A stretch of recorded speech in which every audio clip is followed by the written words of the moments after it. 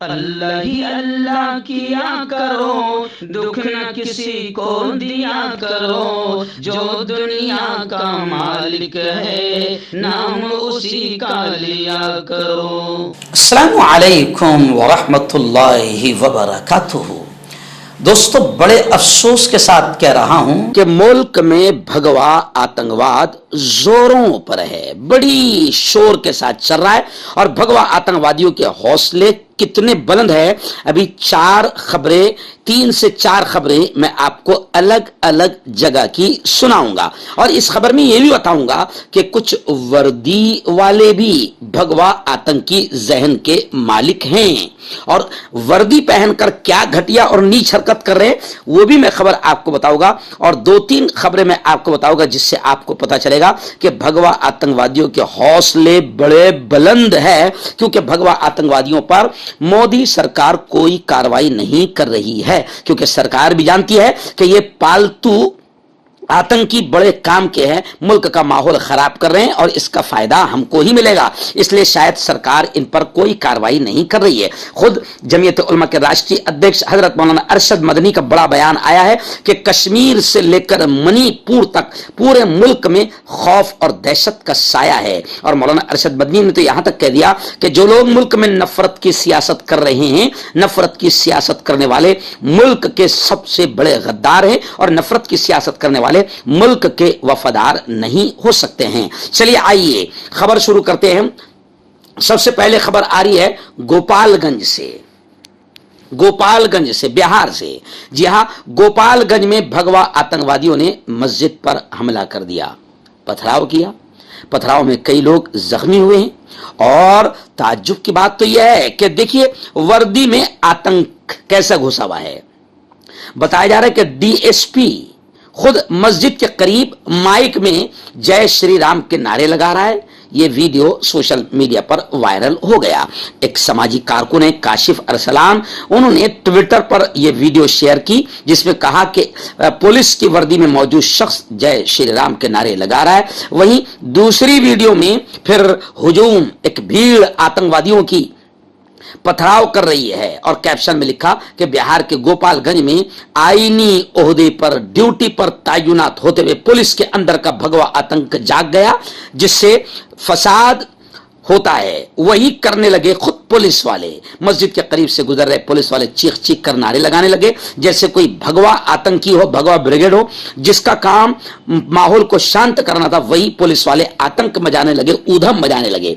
Police का तहफ्फुज देखकर जुलूस में शामिल हिंदू भीड़ ने सोचा कि चलो वर्दी वाले भी हमारे साथ में आतंकी बने हुए हैं, तो फिर उस भीड़ ने फायदा उठाया और मस्जिद पर हमला कर दिया। जैसा उन्हें पहले ही से इल्म था कि पुलिस उनके साथ है और हुआ भी वैसा ही। पुलिस ये सब खामोशी से देखती रही। यानी आप समझ सकते हैं कि मुल्क में माहौल कैसे बन रहा है और बनाया जा रहा है।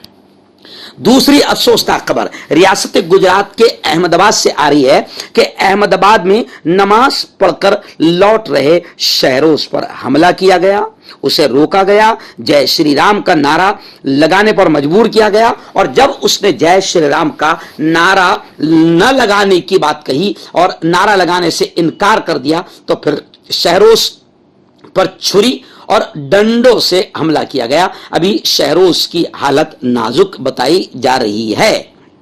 जी हां, तो ये एक वीडियो आ रहा है गुजरात अहमदाबाद के माधवपुरा इलाके से आ रहा है, जिसमें शहरोज मजदूरी का काम करता था और वो नमाज पढ़कर वापस अपने कारखाने जा रहा था कि कुछ लोगों ने रास्ते में रोककर जय श्री राम का नारा लगाने पर उसे मजबूर किया और जब उसने मना कर दिया तो फिर उसका पीछा किया। वो दौड़ा और कारखाने में घुसा तो उसको कारखाने में घुसकर भगवा आतंकवादियों ने चाकू, छुरी और डंडों से हमला करके उसे अधमरा कर दिया। चलिए तीसरा वाकया, भगवा आतंकवादियों के हौसले कितने बुलंद है। तीसरा वाकया शिमोगा से आ रहा है। जी हां, शिमोगा के शांति नगर में इतवार की शाम ईद मिलादुन नबी सल्लल्लाहु अलैहि वसल्लम का जुलूस था, उस पर पथराव का वाकया पेश आया और फिर हालात बिगड़ गए। अभी फिलहाल शिमोगा में दफा 144 144 नाफिज है, लागू है और खबरें ये भी आ रही है कि इस पूरे वाकये में अब भगवा आतंकवादियों को गिरफ्तार करना चाहिए था, तो पुलिस ने 43 मुसलमानों को और सिर्फ 7 संघियों को यानी भगवा आतंकवादियों को गिरफ्तार किया है। शांतिनगर में फिलहाल खौफ व दहशत का माहौल है और वहां पर खवातीन को भी बख्शा नहीं गया है। वजीर आला ने सख्त कार्रवाई का हुक्म दिया है।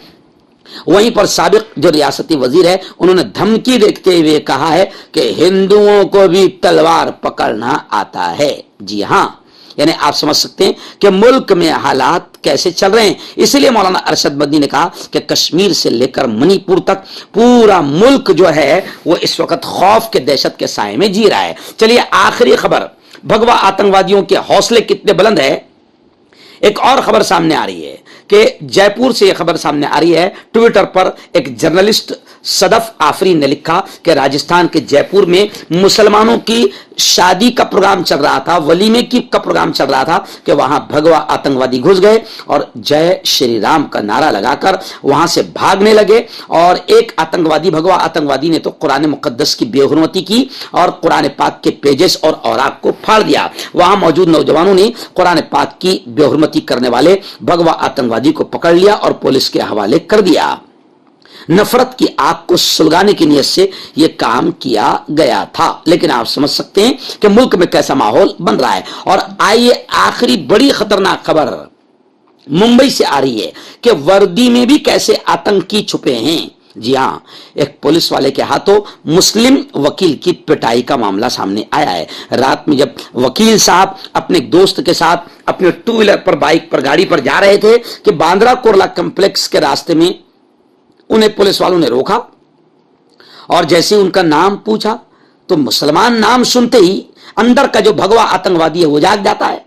तो बस मुसलमान का नाम सुनते ही, जैसे चेतन सिंह को आपने देखा था कि लोग कह रहे हैं कि वो पागल है, लेकिन उसने ट्रेन में गोलियां चलाई सिर्फ दाढ़ी और टोपी वालों को देखकर, यानी वो पागल नहीं था बल्कि भगवा आतंकवादी था, मगर उसको भी बचाने की कोशिश की जा रही है। अब मुंबई का ये दूसरा वाकया पेश आया कि पुलिस वालों ने जब नाम पूछा और उस शख्स ने नाम बताया, अपना मुस्लिम नाम बताया, आबिद अब्बास सैयद बताया और बताया भी कि वो पेशे से वकील हैं, लेकिन इसके बावजूद भी अंदर का वो भगवा आतंकवादी माना नहीं, रुका नहीं और वकील साहब को लांडा कहकर मारा और मीठी नदी में फेंकने की धमकी दी। खैर, वकील साहब ने तहरीरी तौर पर उस पुलिस वाले के खिलाफ शिकायत दी है और कार्रवाई का डिमांड किया है। लेकिन आप समझ सकते हैं कि किस तरीके से मुल्क में हालात बन रहे हैं।